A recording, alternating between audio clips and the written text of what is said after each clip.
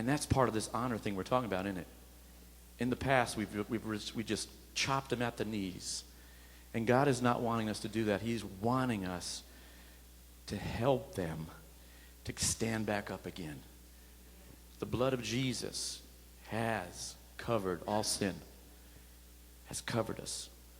I want to give you an illustration, and we're going to be done. I'm going to be done real quick. But when I was studying this, Danny Silk gave this illustration. Has anybody been to California? I lived in California for about 4 years in the military, and I was in Merced, California, which is really close to Yosemite National Park. And in that park, there was the Sequoia Redwood Forest. And that is one of the most, if you've never been there, man, that is one of the most amazing creations of the Lord, is to see these redwood trees. They're 35 stories tall. I saw one they had cut out the center. You could drive right through the center of these trees. They're huge, gigantic trees. And they're right on the Pacific Northwest, the North Coast there, Northwest Coast. And in these trees, when I'd go up to go skiing, and the snow would be above the buses. So the snowstorms and the windstorms against these trees are blowing strong. And these trees are just, I was amazed. I saw pictures of people putting their hands together, making a circle around these trees. Some of them are 50 feet in diameter. You can't even, if you haven't seen it, it's almost hard to even imagine how large these trees are. They grow in groves. Okay? They grow in groves. You don't see a redwood off by itself. They grow in groves, especially these large trees.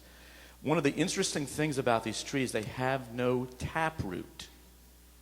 Most trees, they have a root that goes deep in the ground that keeps them stable, keeps them from falling over.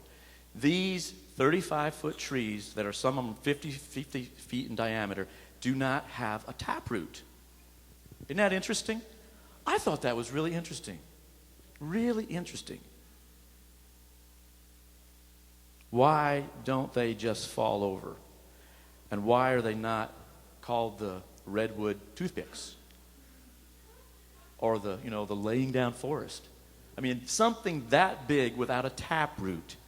What keeps them from falling down? Well, as I was reading, I actually went online and read about this too. It was really interesting. They have these lateral roots that go out some 150 feet from them.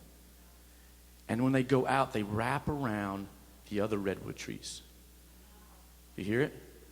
They wrap around these other trees. And they grow, and as they're growing, the roots go out and they wrap around one another.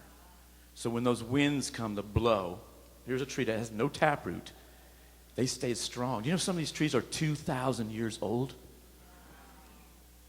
Oh my goodness. When he was on the cross, they were just growing, beginning to grow. They create a fabric. They create a network on the floor of that forest. And when those winds come and push and blow, they just kind of grab on one another and just pull tighter, tighter. You kind of catching this covenant thing?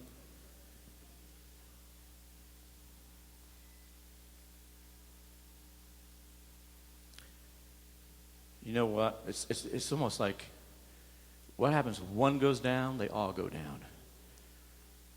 If one goes down, they all go down. My life does depend on you. Do you hear me? My life depends on you guys.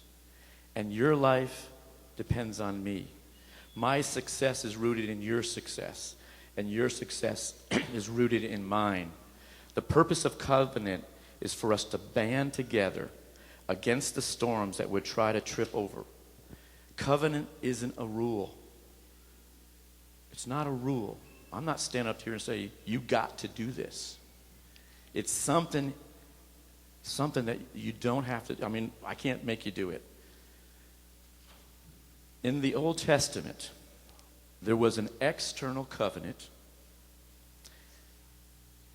The Jewish people, the Israelites, in this covenant, that they had, there was an external God. Okay?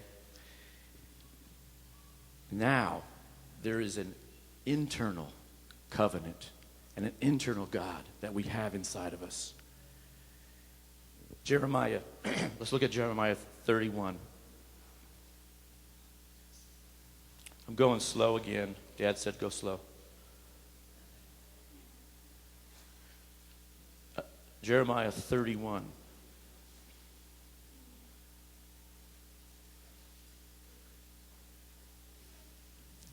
The time is coming, declares the Lord, when I will make a new covenant with the house of Israel.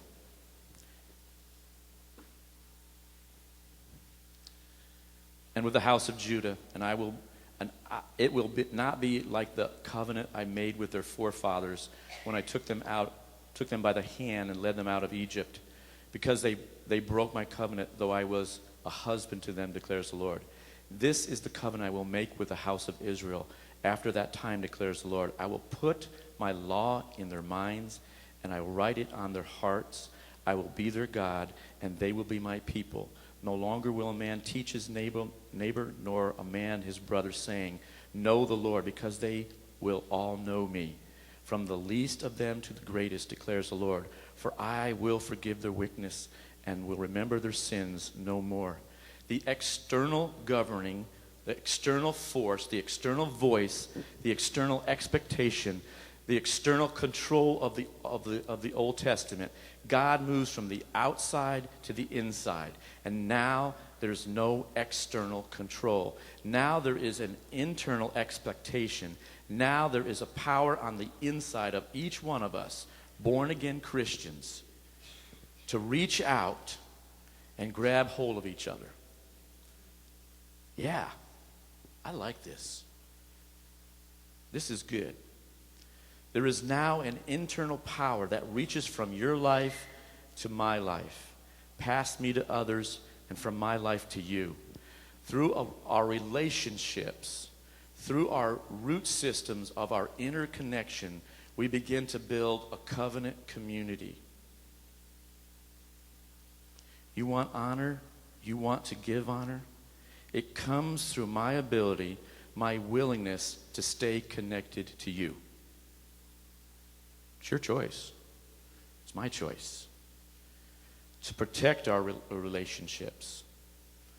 I'm wanting to protect you, and I'm living to protect us, and you're living to protect us. It isn't something you can regulate from the outside. I can't make you be covenant people. I can't make you honor one another. I can't make you love one another. This is something that happens from the inside out. It is something that happens when you understand that walking away from you isn't one of my options. I am here to stay. I'll take a bullet for you. I'll give my life for you. I'll lay down what I want for you. Wow. This all starts with our covenant with God. Wow. Here we are go again. God, how do you treat us? And God, how do I treat you? How do I honor you, God? Because you're honoring me. You're showing honor toward me. You're loving me. That's our God. It all starts with our covenant with God. What am I doing to protect my covenant with Him? What am I waiting for Him to force me to do? Do I really require that He try to force me to protect my relationship with Him? I don't know about you. I've made statements like this. God, I'm going through this really difficult thing, this stronghold or weakness in my life. Just take it away. Change me, God. Make it, force me not to do this anymore. It doesn't happen.